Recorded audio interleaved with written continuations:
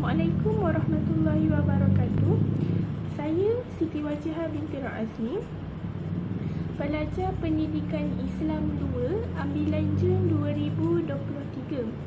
Baiklah, saya akan membentangkan tugasan kedua saya bagi mata pelajaran Pengantar Akidah Islamiyah, kod kertas PINK 1084.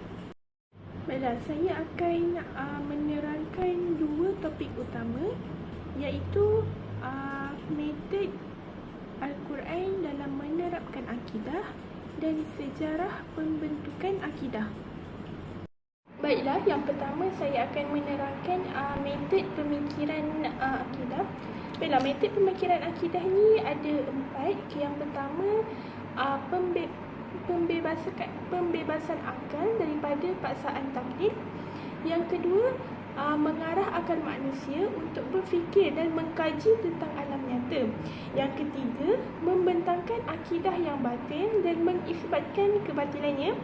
Dan yang keempat adalah metode yang keempat adalah membentangkan akidah yang benar dan mengisbatkan kebenarannya.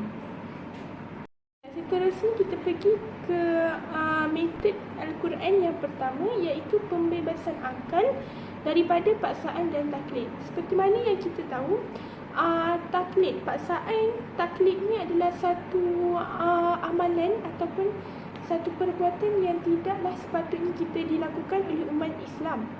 Kerana taklid dan paksaan ni boleh mendatangkan keburukan kepada kita. Baiklah, taklid ni adalah amalan ataupun pegangan yang kita ikut tanpa ada hujahnya, tanpa ada hujah. Kalau nak lebih mudah faham, adalah taklid ni adalah kita ikut dengan yang membuta tuli. Kita tidak mengambil ataupun tidak mengkaji mana datang sumber itu. Jadi mana datangnya sumber tersebut. Lepas tu, pembebasan akal daripada paksaan taklid ni, yang pertama, Al-Quran mencela manusia yang tidak menggunakan akal untuk mencari kebenaran. Kat sini Allah mencela manusia yang berpegang dengan akidah yang tanpa ilmu. Maksudnya Allah ni sangat mencela kepada manusia kepada kita yang kalau berpegang yang tiada ilmu, maksudnya yang tak ada agama lah, senang cerita kan. Seperti mana firman Allah, a'udzubillahi minasyaitonirrajim, wala taqfu ma laysa laka bihi ilm innas sam'a wal basar wal fuad kullu ulaika kana anhu mas'ula. Surah Al-Isra ayat 36, yang bermaksud dan janganlah kamu mengikuti apa yang kamu tidak mengetahui pengetahuan tentangnya. Sesungguhnya pendengaran, penglihatan dan hati, semuanya itu akan diminta pertanggungjawabnya. Maksudnya kat sini Allah dah bagi kita pendengaran, penglihatan, semua untuk mencari kebenaran sesuatu ilmu tersebut. Jadi kita janganlah hanya bertaklid dengan suka-suka mengikut pendapat orang lain tanpa kita mengkajinya. Kita ada semua panca indera dan kita ada semua panca indera yang diberikan oleh Allah kepada kita untuk kita menggunakan dengan sebaiknya. Oleh itu, kita mestilah menggunakan pendengaran, penglihatan kita tu semua untuk mencari kebenaran. Baiklah, seterusnya metod Al-Quran yang kedua adalah mengarah akal manusia untuk berfikir dan mengkaji tentang alam nyata. Baiklah, kita pergi yang pertama, iaitu ayat Al-Quran menggesa supaya berfikir dan mengkaji tentang alam nyata. Seperti mana dalam Al-Quran Allah menyebut dalam surah Ali Imran ayat 190. Bismillahirrahmanirrahim. Inna fi khalqis samawati wal ard wa ikhtilafil laili wan nahar la ayatin liulil albab. Maksudnya sesungguhnya pada kejadian langit dan bumi dan pada pertukaran malam dan siang ada tanda-tanda, iaitu kekuasaan, kebijaksanaan dan keluasan rahmat Allah bagi orang-orang yang berakal. Maksudnya dekat di dalam ayat ini Allah mengajak hati dan roh kita supaya berfikir dan merenung alam langit dan bumi. Langit yang memayungi dan bumi yang terhempar tempat manusia hidup. Gunalah fikiran dan perhatikan pertukaran siang dan malam silih berganti, semuanya penuh dengan tanda-tanda kebesaran Allah. Jadi sebab itulah Allah membentangkan hakikat alam nyata serta cakrawala sekaligus mengajak manusia supaya menggunakan akal untuk berfikir. Jadi bila kita berfikir tentang kekuasaan Allah, tentang kewujudan alam ni, fungsi-fungsi alam, fungsi-fungsi kejadian alam semesta ni, kita dapat jadi akal kita jadi hidup dan berkembang. Tidaklah kita, jadi disebabkan oleh itu kita boleh berfikir dengan waras. Baiklah, metod yang ketiga adalah membentangkan akidah yang batil dan mengisbatkan kebatilannya.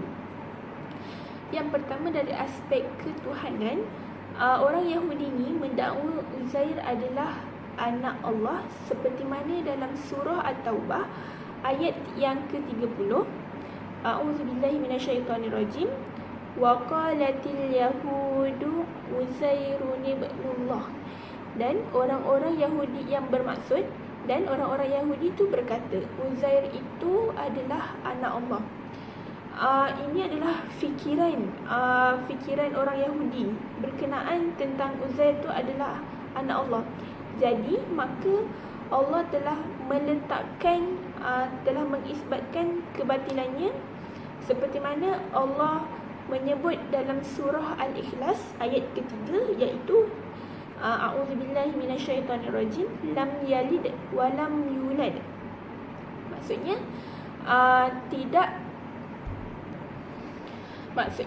ia tidak beranak dan ia pula tidak diperanakkan. Di sini Allah telah menegaskan bahawa Allah itulah adalah Tuhan yang Maha Esa, yang Maha Tunggal.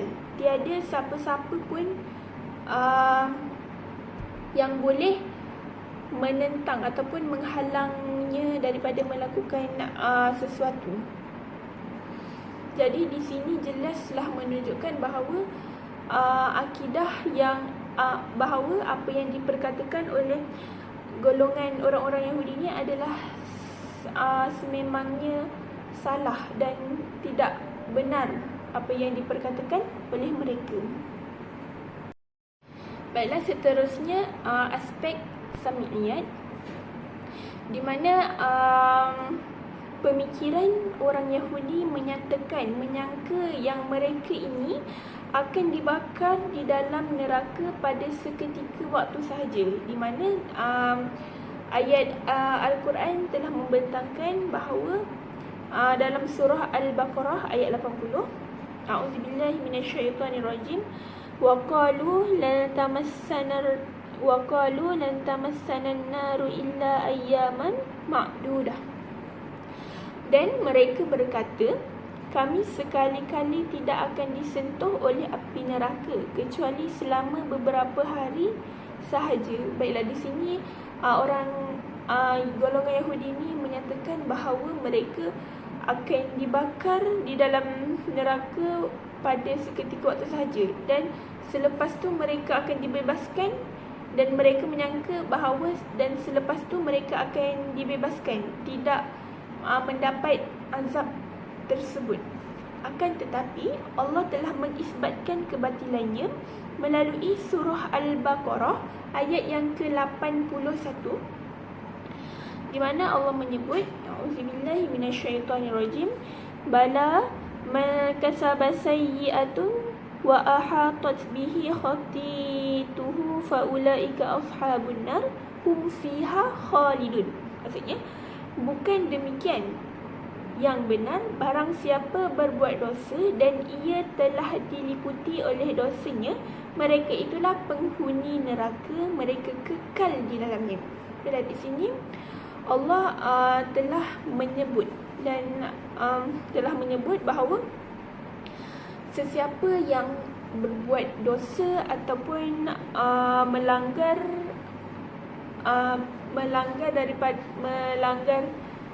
arahan Tuhan tu adalah mereka itulah yang akan duduk, yang akan menjadi penghuni neraka, penghuni neraka, dan mereka itu akan kekal duduk di dalam api neraka tu. Jadi di sini jelas menunjukkan bahawa pemikiran golongan Yahudi ini adalah batil dan salah. Baiklah, metod Al-Quran dalam menerapkan akidah yang terakhir adalah Al-Quran membentangkan akidah yang benar dan mengisbatkan kebenarannya. Okey, yang pertama, aspek ketuhanan, di mana di sini Allah menolak dakwaan pendapat golongan yang mendakwa Allah mempunyai anak. Allah telah mengisbatkan kebatilannya itu dalam surah Al-Ikhlas ayat 3, iaitu Bismillahirrahmanirrahim, lam yalid wa lam yulad. Dia tidak beranak dan tidak pula diperanakkan. Dan Allah mengisbatkan dengan kebenarannya untuk meyakinkan lagi umat Islam. Untuk meyakinkan lagi adalah Allah mengisbatkan kebenarannya melalui surah Ar-Rum ayat yang ke-40, di mana Allah menyebut, A'udzubillahi minasyaitonirrajim, Allahul ladzi khalaqakum summa razaqakum summa yumitukum summa yuhyikum hal min syurakaikum may yaf'alu min dzalikum min syai' subhanahu wa ta'ala amma yusyrikun. Maksudnya Allah lah yang menciptakan kamu, kemudian memberimu rezeki, kemudian mematikanmu, kemudian menghidupkanmu kembali. Adakah di antara yang kamu sekutukan selain dengan Allah itu yang dapat berbuat sesuatu? Dari yang demikian itu, Maha Sucilah Dia yang Maha Tinggi dari apa yang mereka persekutukan. Maksudnya di sini Allah membentangkan lagi kebenaran kewujudan Allah dengan di mana dalam kehidupan kita ni Allah lah yang menciptakan kita, Allah lah yang memberikan rezeki, Allah yang memberikan kita rezeki, yang menghidupkan kita, yang mematikan kita, yang menghidupkan kita semula. Itu adalah semua kekuasaan Allah. Jadi kita kena percaya dengan kebenaran dan kekuasaan Allah. Yang seterusnya, aspek kenabian. Allah dah menolak dakwaan orang Nasrani yang menganggap Nabi Isa itu adalah anak Tuhan. Allah menolak pemikiran orang Nasrani, dan Allah mengisbatkan lagi kebenarannya melalui surah An-Nisa ayat 164, mana A'udzubillahi minasyaitonirrajim, wa rusulan qad qasasnahum 'alaika min qabl wa rusulan lam naqsuskum 'alaik wa kallamallahu Musa taklima. Yang bermaksud, dan kami telah mengutus rasul-rasul yang sungguh telah kami kisahkan tentang mereka kepadamu dahulu, dan rasul-rasul yang tidak kami kisahkan tentang mereka kepadamu, dan Allah telah berbicara kepada Musa dengan langsung. Baiklah, seterusnya saya akan menerangkan sejarah bagaimanakah terbentuknya akidah. Ada 4 zaman. Zaman Nabi, zaman sahabat, zaman Umayyah dan zaman Abbasiyah. Baiklah, pada zaman Nabi ni sahabat mengambil contoh dan teladan secara terus dari Rasulullah dalam semua aspek lah, seperti aspek akidah dan ibadah. Selepas tu sahabat ni dia akan menerima apa sahaja oleh Rasulullah dengan sepenuh hati, dan mereka tidak mentakwilkan apa, dan mereka juga tidak mentakwilkan ayat-ayat Al-Quran. Mereka akan mengambil terus apa yang Rasulullah tu sendiri cakap, dia mengambil terus. Tak ada apa-apa, dia tidak ada menimbulkan isu-isu tentang persoalan tersebut lah. Dan kalau ada permasalahan mengenai akidah, para Rasul akan mendapatkan penjelasan secara terus daripada Rasulullah. Maksudnya, jika di sini ada mereka terdapat kemusykilan ataupun permasalahan yang timbul, mereka akan terus datang kepada Rasulullah untuk mendapatkan jawapan. Kerana pada zaman Nabi ialah Rasulullah itu adalah sebagai sumber rujukan bagi umat-umat yang terdahulu. Jadi pada zaman Nabi ni adalah pada zaman Nabi tidak muncul lagi tentang pemikiran akidah yang tidak muncul lagi tentang pemikiran akidah yang menyeleweng. Kerana pada zaman itu akidah umat Islam pada ketika itu adalah sangat kukuh dan sangat kuat. Tak ada sebarang pertikaian dalam kalangan sahabat. Baiklah, seterusnya, pada zaman sahabat telah berlaku perselisihan pendapat dalam masalah jihad, di mana ia mempunyai hubungan rapat dengan persoalan hukum-hukum amali. Oleh sebab dengan persoalan itulah menjadi titik permulaan bagi perselisihan terus-menerus berlaku dalam kalangan umat Islam, sehinggalah ia menyerap ke dalam persoalan akidah yang akhirnya telah menjadi bibit kelahiran pemikiran akidah pada ketika itu. Baiklah, kalau kita nak mudah fahamlah, pada zaman sahabat ni ada sedikitlah, telah bermula sedikit perselisihan pendapat tu, kerana Rasulullah pada ketika itu telah wafat dan tidak ada sumber rujukan ketika itu, dan para sahabatnya mereka berijtihad, mereka berbincang dalam kalangan sahabat itu sendiri untuk mendapatkan kepastian tentang sesuatu perkara. Jadi disebabkan itu timbullah perselisihan pendapat dari sahabat ni mengatakan lain, sahabat ni pula mengatakan lain. Dari itu, oleh sebab itulah timbullah perselisihan pendapat daripada sahabat-sahabat tersebut. Baiklah, seterusnya sejarah pemikiran akidah pada zaman Umayyah. Pada zaman Umayyah ini adalah wilayah Islam telah bertambah meluas, dan disebabkan itulah ramai yang sudah memeluk Islam. Kerana waktu itu telah menular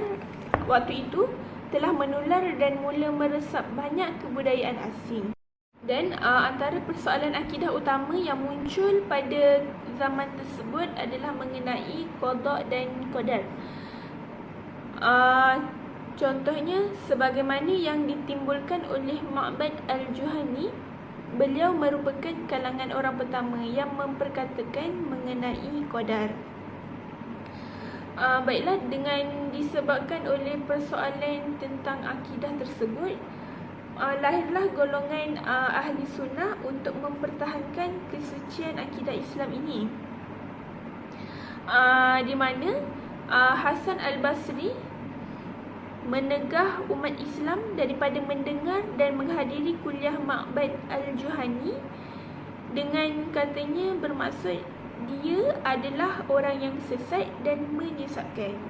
Jadi di sini pada zaman Umayyah ni lahirlah golongan ahli sunnah wal jamaah yang cuba untuk mempertahankan akidah Islam supaya tidak terseleweng dan tidak disalahguna oleh golongan-golongan yang sesat. Hal ini adalah untuk menjaga kemuliaan agama Islam itu sendiri. Baiklah, yang terakhir adalah pada zaman Abbasiyah. Pada zaman pemerintahan Bani Abbasiyah ni, wilayah kekuasaan Islam kian meluas, bertambah luas, di mana ia meliputi wilayah Parsi dan Rom serta ramai pula kalangan yang bukan Arab memeluk Islam. Maksudnya pada zaman ni agama Islam tu telah tersebar luas dan telah berjaya membuatkan orang yang bukan Islam itu memeluk agama Islam. Dan lahirlah dengan disebabkan ramainya umat Islam ketika itu, lahirlah tokoh-tokoh yang pakar dalam ilmu akidah untuk menentang akidah yang salah. Di samping itu, mereka juga akan menegakkan akidah Islam yang sebenar. Di mana mereka ni bukan sahaja membawa hujah dan keterangan daripada Al-Quran dan Hadis, malah mereka menggunakan dalil-dalil akal atau logik sebagai penyokong dan pengukuhnya.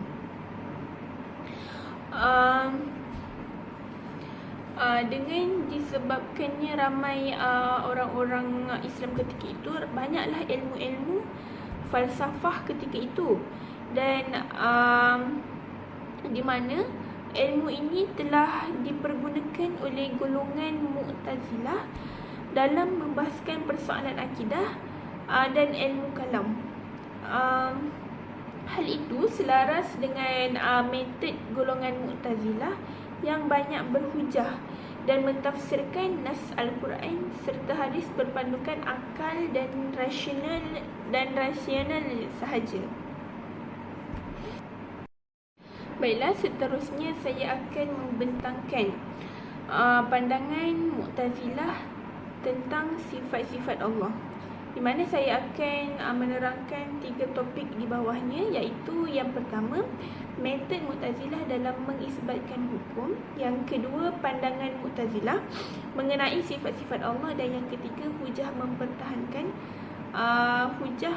bagaimana mempertahankan pemikiran Mu'tazilah ini.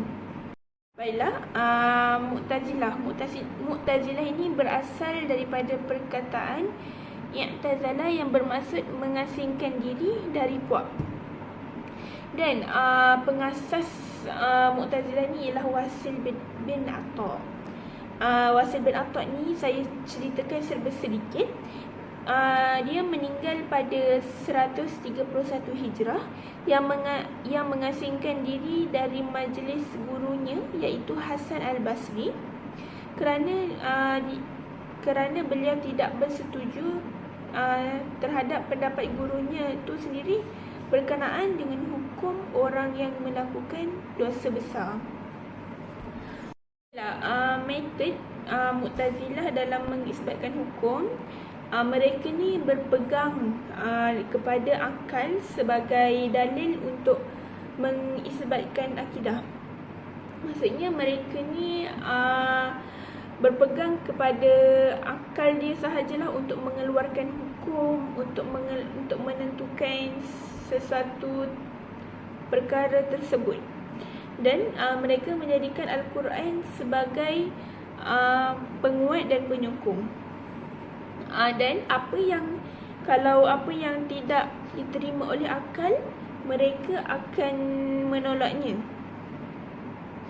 Maksudnya mereka ni akan mengiktirafkan, dan apa yang diiktiraf oleh akal mereka akan tolak walaupun bertentangan dengan nas Al-Quran dan As-Sunnah. Dan itu adalah metod Mu'tazilah dalam mengisbatkan hukum. Baiklah, seterusnya pandangan Mu'tazilah mengenai sifat-sifat Allah. Baiklah, golongan Mu'tazilah ni mereka mengatakan bahawa Allah tidak mempunyai sifat. Hal ini bercanggahlah dengan pemikiran Ahli Sunnah wal Jamaah. Dan pada mereka juga Tuhan hanya mempunyai zat sahaja. Ini maksudnya Tuhan melihat dengan zatnya dan berkata-kata dengan zatnya. Maksudnya dia tak percaya yang jika Allah itu berkata-kata, mereka tidak percaya yang Allah itu ada mempunyai sifat kalam yang maha berkata-kata. Dan mereka mengatakan jika Allah mempunyai sifat, maksudnya Tuhan itu mempunyai dua, iaitu Tuhan zat dan Tuhan sifat. Jadi perkara ini sebenarnya bertentangan dengan konsep tauhid itu sendiri. Baiklah, seterusnya adalah hujah mempertahankan pemikiran Ahli Sunnah wal Jamaah, kerana ahli golongan Mu'tazilah ini adalah bertentangan, pemikiran mereka bertentangan dengan golongan Ahli Sunnah wal Jamaah. Baiklah, mengikut pandangan Ahli Sunnah wal Jamaah, Allah tetap mempunyai sifat. Bukan hanya satu tetapi banyak. Ada yang wajib, harus dan mustahil. Dalam surah Al-Hajj ayat 22, A'udzubillahi minasyaitonirrajim.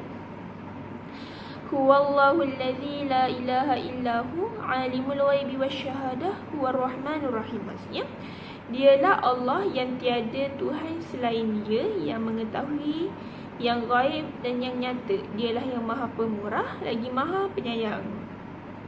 Dalam ayat di atas terdapat sifat-sifat Allah seperti Alim, Rahman, Ar-Rahim.